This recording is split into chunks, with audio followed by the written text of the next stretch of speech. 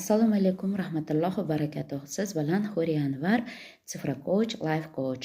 Yuqorida 11-da, 2-sanada, 11-sanada va 20-sanada tug'ilgan insonlar haqida energetikasi kodi haqida ma'lumot berib o'tdim.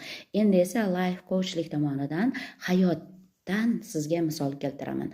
Qarangki, 20-chizloda aynan o'zimda o'g'lim tug'ilgan, shuning uchun bu raqamni qanday energetikaga ega ekanligini kengroq ozgina tushuntirib beraman. Lekin siz ko'proq tushunishni istasangiz, ko'proq bilishni istasangiz, podpiska tugmasini bosing, albatta like-ni ham bossangiz, olam ustiga olam nur bo'ladi. Endi esa yoritib beraman. Qarangki, farzandingiz yoki o'zingiz yoki eringiz kim bo'lishidan qat'iy nazar, siz mana shu sanalarda tug'ilgan bo'lsangiz, siz aynan buvingizda, opoqingizda nevaralari, sevgan nevaralari bo'lasiz. Va sizda ikkilanish qanday hosil bo'ladi bilasizmi?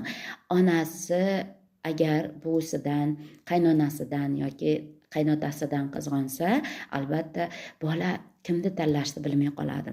Lekin bolani ong sistemasida, uning maydonida mehr, muhabbatni eng sofi, eng zo'ri turibdi.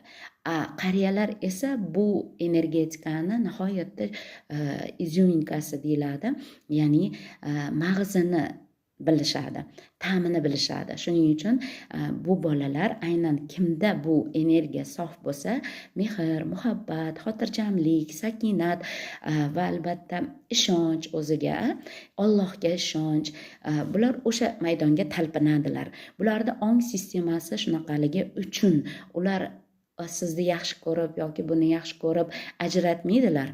Biz agar bu farzandlarimizni to'g'ri qabul qilsak, bu insonlarda o'ziga nisbatan ishonch hosil bo'ladi. Ikkilanish ongi, gumon, shubha, ishonchsizlikdan biz ularni xolis qilgan bo'lamiz.